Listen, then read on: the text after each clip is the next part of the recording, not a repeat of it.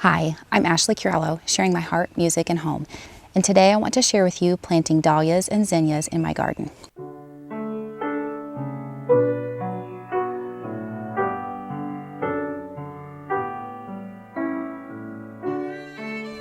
I want to give a quick disclaimer before I begin. I am not a professional in any way. I'm not a professional gardener. I'm not a professional farmer. I'm just simply sharing with you what I'm doing around my home. I love to experiment in my garden, try new things, see what works. If it works, great. I try it again another year. If not, I chalk it up to a learning experience. So come along with me. I'm planting a new to me flower this year, dahlias. I got this little package at Aldi. I've done a little bit of research on them. They seem a little bit challenging to plant, so I'm a little bit nervous about how they'll do in my garden. We'll see. I'll just give them a try and see how they do this year. I found a really helpful video growing dahlias, and I will put that in the description below so you can find that and watch that if that would be of help to you. But in the video, the very knowledgeable lady was talking about how dahlias are grown from what's called tubers. And this is a clump of tubers, obviously. You can see this is the stem where the flower from presumably last year was. And then all these little things that are growing off, that's very good, I believe, from what I can tell. Those are the eyes, I believe is what they're called. All you professional gardeners out there, you can correct me. But anyway, I believe that's good. That means this plant is viable. And if I was more knowledgeable about this, maybe I could divide it, but I don't really know what I'm doing. So I'm just gonna call this a plant. And I believe you're supposed to plant the stem facing upward. So that's what I'm gonna try. It says to plant them about 1 inch deep, so it's actually not as deep as you would think. So I'm just gonna get these in over here. I like to plant things fairly close together in my garden. I'm kind of going for that cottage look. So I've got some oregano going here, and I'll bring you over here. I like fairly tight groupings in my garden. I just love that cottage overflowing look. That's kind of the style that I'm going for in my garden. So yes, I know I'm planting things fairly close together. Here I've got some purple coneflower that's coming up nicely, a daylily that I don't want, so I will dig that up. This is oregano that is growing profusely, and I've actually already dug some up.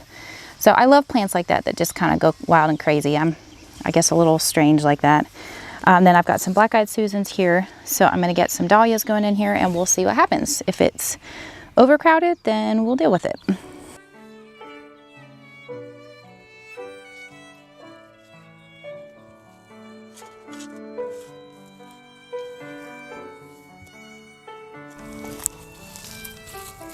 All right, we'll just get that in there, and I'm gonna face the old stalk from last year, face that upward, and just kind of pull the dirt over.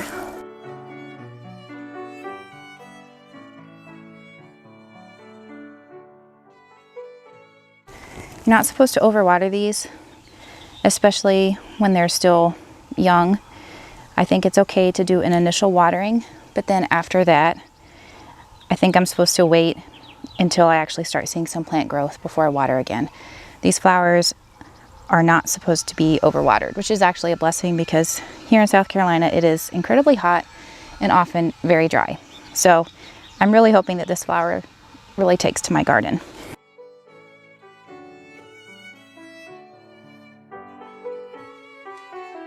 I'm going to plant some zinnias. Zinnias are some of my absolute favorite flowers. They are so easy to grow.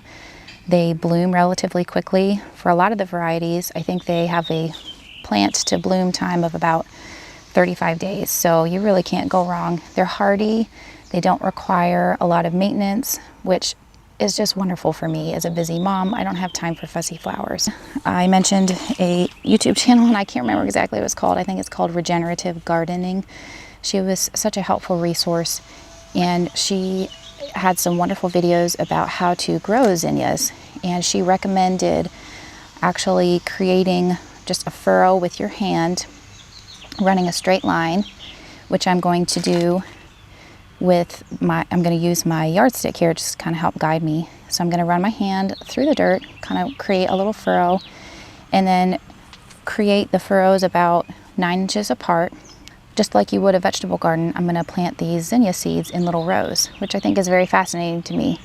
In the past, I've just scattered the zinnia seeds over an area and just kind of waited for them to come up. But I'm excited about this being a little bit more organized.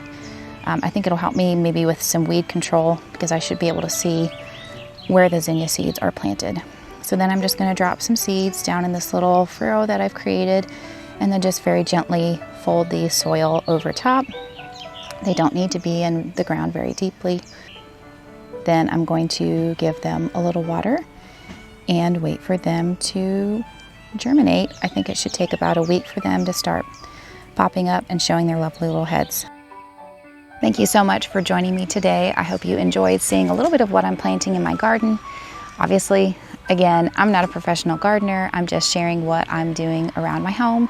I hope it's an inspiration to you, maybe gives you some ideas, maybe even gives you some ideas of what not to do. So we'll just see how these flowers take off in my garden this year, and hopefully I will have a lovely garden to share with you later in the season. Happy planting and happy gardening. I hope you have a wonderful week. Thank you so much for watching.